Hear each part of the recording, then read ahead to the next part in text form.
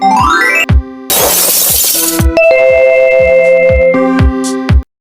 মুহূর্তে আমরা তোমাদের পেজ নং 149 পেজের যে একক কাজটা আছে সেটা সলভ করার চেষ্টা করি। দেখো এখানে তোমাকে কথাটা কি বলছে যে sin 90 ডিগ্রি cos 90 ডিগ্রি মান ব্যবহার করে এই অনুপাতগুলোর মান বের করতে। তাই আমরা জানি sin 90 ডিগ্রি মান 1 আর cos 90 ডিগ্রি মান 0, সেটা আমরা এর আগের ভিডিওতে দেখাইছি।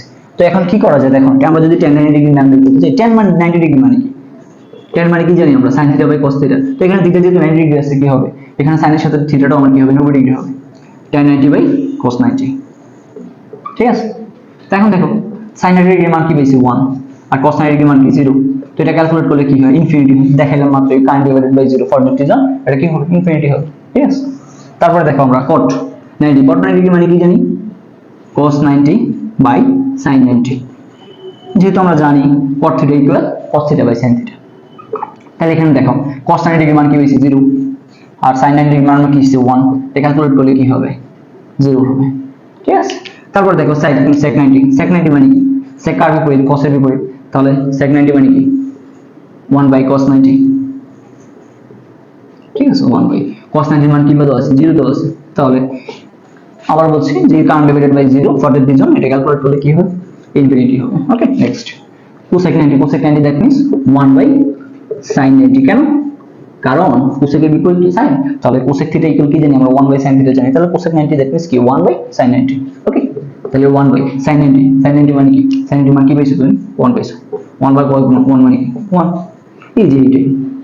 তো তুমি এগুলোর মাধ্যমে খুব সহজেই কিন্তু কোনো মাত্রার মান কি করা যায় ইজিলি বের করা যায়। এই ছিল তোমাদের একক কাজ সলিউশন। এখন আমরা শিখব উন্নতি কোণ আর অবনতি কোণ সম্পর্কে। দেখো উন্নতি কোণটা কি, উন্নতি কোণ হলো, আগে একটু ইনফরমেশন জেনে নাও যে কোণগুলো কি বলে। যেমন এটা হলো একটা মনে করো ভূমধ্য রেখা বা ভূ সমান্তরাল রেখা, ভূমি আকারে দেওয়া আছে, এটা হলো ভূ সমান্তরাল রেখা। ঠিক আছে, এটা হলো একটা ভূমি সমান্তরাল রেখা, এখানে একটা নির্দিষ্ট বিন্দু x দেওয়া আছে, এখানে একটা নির্দিষ্ট বিন্দু y দেওয়া আছে। এটা ভূ সমান্তরাল রেখার উপরের বিন্দু x আর এটা হলো নিচের বিন্দু y। ঠিক আছে, তাহলে উন্নতি কোণ কি, উন্নতি কোণ হলো যে ভূ সমান্তরাল রেখা, ভূ সমান্তরাল রেখা এবং উপরের নির্দিষ্ট বিন্দুর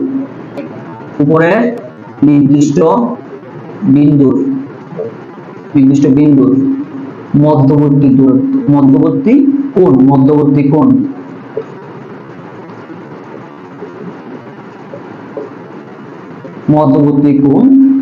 কে উন্নতি কোণ বলে।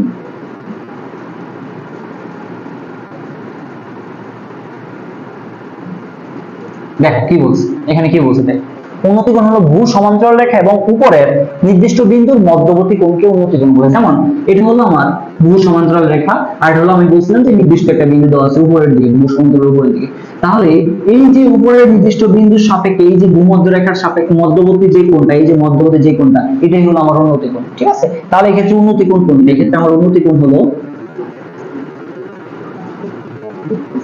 এখানে আমরা উন্নতি কোণ কি পাইলাম দেখো x ও b, তাহলে এক্ষেত্রে আমার উন্নতি কোণ কি x ও b।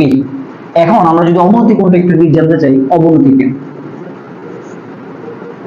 কোণটা কি দেখো, অবনতি কোণটা হলো সেই উন্নতি কোণের মতো, তবে এটা কি হবে নিচের নির্দিষ্ট বিন্দু দিয়ে, নিচের নির্দিষ্ট বিন্দু আছে ওটা সাপেক্ষে হবে। কি বলছে দেখো, ভূ সমান্তরাল রেখা এবং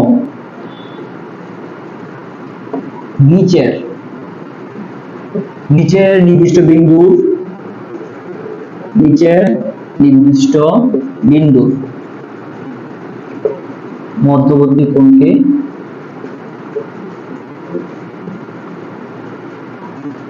অবনতি কোণ বলে।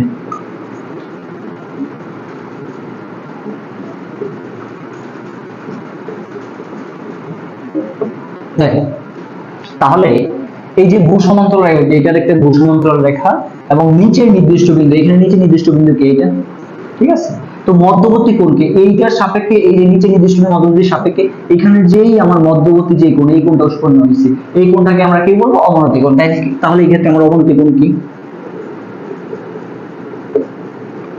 অবনতি কোণটা কি দেখো, অবনতি কোণ কি পেলাম আমরা b ও y। এই ছিল উন্নতি গুণ এবং অবনতি গুণ।